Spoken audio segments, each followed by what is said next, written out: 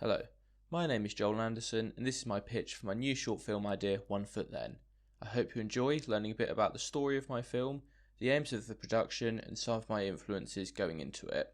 My short film is about a shy, unsociable gamer who's in an accident and loses his leg.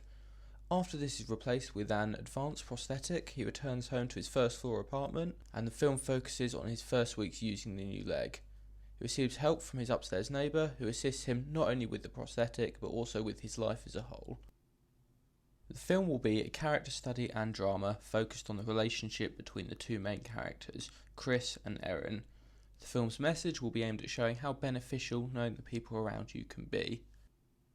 I've taken inspiration for this film from many sources, some fairly obvious and in genre, and some which are far from a character study drama, but had specific elements I wanted to look at.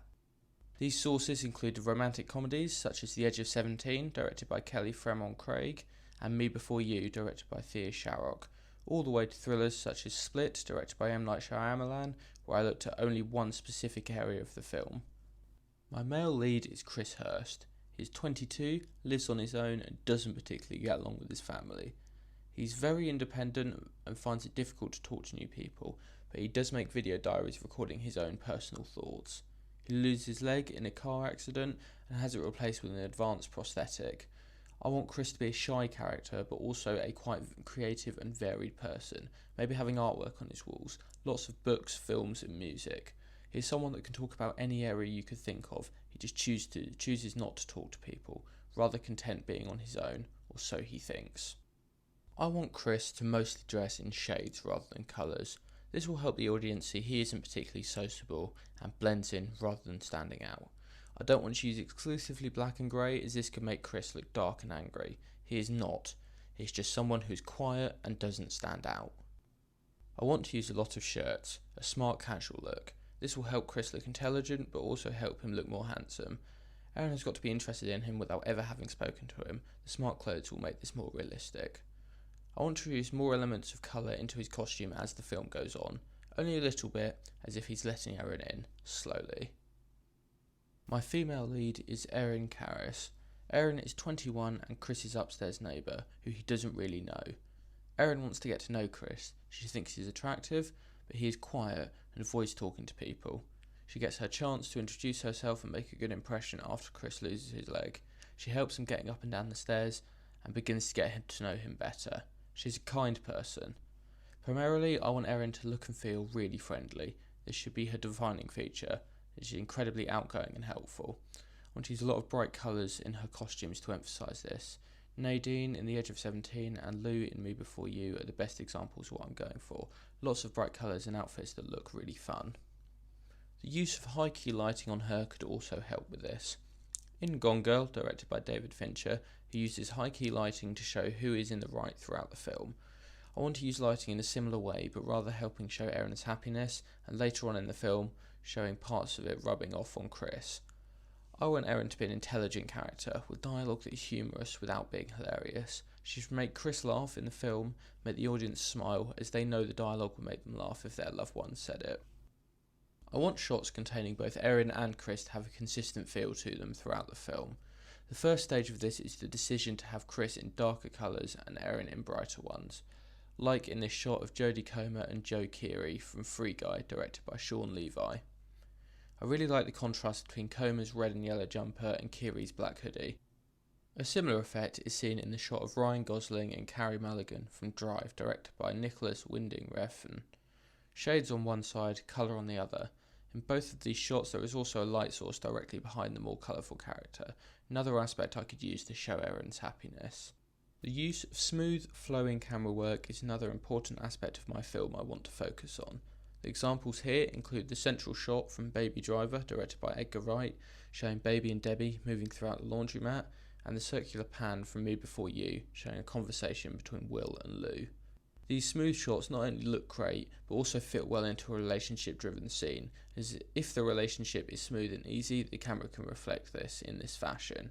If it is difficult, the director can use lots of cuts between the two characters to show them separated rather than united. The final area I want to look at is the idea of spacing between characters. The bottom two shots on the slide from The Edge of 17 and Baby Driver respectively show the distance between the characters reflecting their relationship. In The Edge of 17 shot, Erwin and Nadine don't really know what they are yet, whereas in Baby Driver, Debbie and Baby are in the process of their relationship. The distance reflects this and allows for shots throughout the film to have a consistency, whilst also showing the viewer that the relationship is growing. Set in the modern day, the film picks up as Chris is preparing to leave his apartment for the first time since he got back. It's been 2 days since he returned from hospital and he needs to go shopping. He leaves his apartment and attempts the stairs for the first time. After failing them and falling down, Erin rushes down to help him, but after being helped up and out of the door, Chris thanks her but walks off quickly. We see Erin trying to time herself leaving her flat as Chris leaves so she can help him, but he keeps walking fast and keeps stumbling and then being helped up when he gets to the bottom of the stairs. This changes when we see Chris slow himself down purposely so Erin can help him all the way down the stairs. After this, they get talking a bit more and Erin offers to come down to Chris's apartment and cook dinner one night. From here, we see their relationship grow and become stronger. As Chris gets more and more used to her leg, he must make the choice of whether he wants to keep talking with Erin and continue with his life at the moment, or if he wants to return to what his life was before, now that he's physically able. One specific idea I already have is to open with a screen recording of Chris's most recent video diary. This is going to give us information about Chris straight away, such as the fact he's into technology, and it's also going to give us a clear time period. We'll get to see some of Chris's room, giving us some insight into his hobbies and interests as well.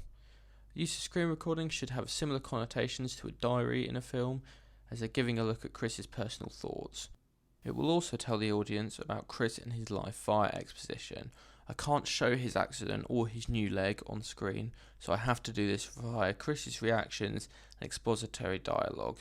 Doing this via a diary will be a natural and realistic way to tell the audience about the accident. I want to use medium close-ups and close-ups to help show Chris dealing with his leg, as I can't show the leg itself. From the examples I've got here, I think Daniel Craig in Skyfall, directed by Sam Mendes, has the most emotive face while he's dealing with the pain. Due to where Chris's prosthetic will be, I can also use medium shots to show the rest of Chris's body reacting to the leg. I looked at Gone Girl because of the heavy emphasis on using light to show who the victim is in any situation. We're going to use a similar lighting method on Erin's face throughout the film. I want to try and make this use of light look natural, like it's from the sun, as it is synonymous with fun and goodness. I also looked earlier at the use of bright lights behind good and kind characters. I may experiment with this as well. One thing I want to look at whilst filming is the use of a shallow depth of field to focus the camera on my two main characters. By simplifying the background, I can create more effective shots that are easy to follow. I also want to experiment with bokeh in the background of some of my shots. Bokeh is when the light in the background of photos distorts and creates round balls. I think this will help with romantic and celebratory aspects of the film, as this style is often used for photos of couples and Christmas lighting. The use of a low depth of field will also make it far easier to follow the pans and dolly shots I want to use to highlight how well Chris and Erin flow together. The relationship moves easily, just like the camera. Overall, my focus for the cinematography is to show a seamless relationship via smooth and controlled camera work. I'm aiming for the film to look very modern, which is why I focus my research on more recent films. The use of pans and camera movements will also help with this. Thanks very much for watching my pitch for my new short film idea, 1 Foot Then. I hope you enjoyed it and are interested in seeing the film being made.